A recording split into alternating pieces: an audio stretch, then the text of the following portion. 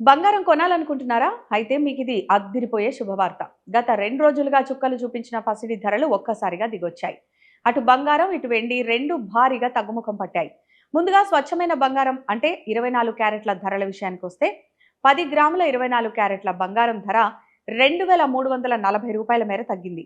దీంతో నిన్నటి వరకు 1,53,820గా ఉన్న ధర ఇప్పుడు 1,51,480కి చేరుకుంది. ఇక ఆభరణాల తయారీలో వాడే 22 క్యారెట్ల బంగారం 10 గ్రాములపై రూ. 2,150 వరకు తగ్గింది. దీంతో నిన్న 1,41,000 పలికిన తులం బంగారం ధర ఇప్పుడు 1,38,850కి చేరింది.